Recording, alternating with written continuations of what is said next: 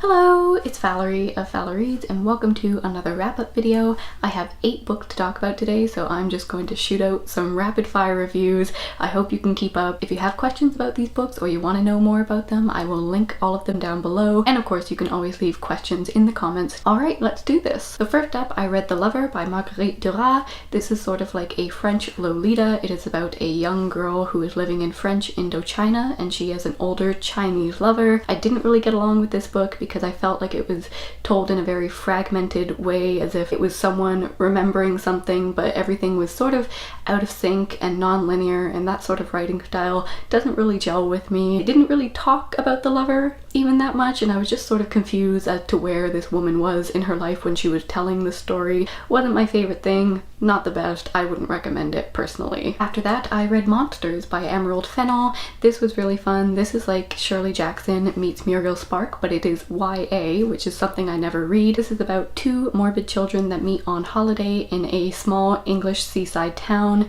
and they bond over murders that are happening in this town. Young women are washing up on the beach dead and drowned, and not only are they fascinated by these crimes, but they try to solve it as well. I really enjoyed this. I thought it was fast-paced and fun. The one thing I didn't like about it was the ending, because it felt sort of slapdash and like it was a Scooby-Doo ending, so that was a little silly, but regardless, I think this is really fun and I'd highly recommend it. Next up is Out by Natsuo Kirino. This is a badass female vigilante thriller. It is about 4 female co-workers who are working together to cover up a murder and dispose of the body of one of these women's husbands. It's just so cool and action-packed, and all of the characters are so well-rounded, and if you're a fan of films like Kill Bill or Lady Vengeance, I highly recommend this. This one is just badass. After that, I read The Accusation by Bandy, which is actually the first work of fiction to come out of North Korea. This is a collection of several short stories about people living everyday lives under the North Korean regime. They're not over-the-top stories about violence and torture like something you'd expect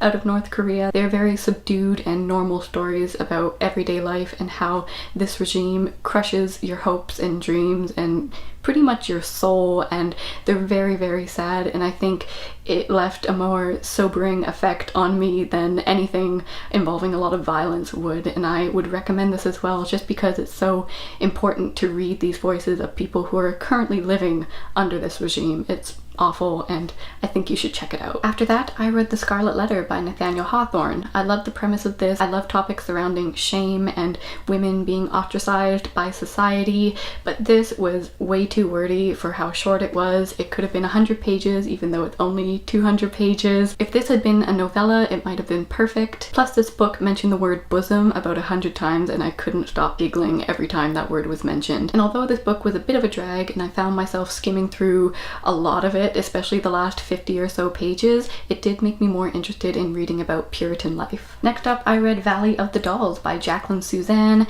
This is hilarious, campy, ridiculous, awful fun. It is about 3 women trying to make it in showbiz and their ups and downs and their love life and everything surrounding that, and it's absolutely stupid and I loved it. It's definitely not for the PC crowd. If you have an issue with reading about awful people, homophobic people, fat-shaming people, it's not for you if that doesn't sit well with you. But I have the ability to roll my eyes at it, and I thought it was a lot of fun and just great. And this book really had more tragedies and dramatic twists in it than a Thomas Hardy novel. After that, I listened to the audiobook of Smoke Gets in Your Eyes by Caitlin Doughty. I am a huge fan of Caitlin Doughty and her Ask a Mortician series here on YouTube. I will link that down below, and I just loved hearing her personal accounts of working in a crematory and getting into the funeral industry, and it was wonderful. I love her. She has a great sense of humor, and I'd highly recommend checking her work out, and I cannot wait for her next book to be released later this year. And finally, I read Persuasion by Jane Austen. I was buddy reading this with Emily from Books Unstitched. That was a wonderful experience, and I really enjoyed talking about this with her. This, of course, was wonderful and sad and heart-wrenching at times. This is probably the saddest Jane Austen novel, but of course it still had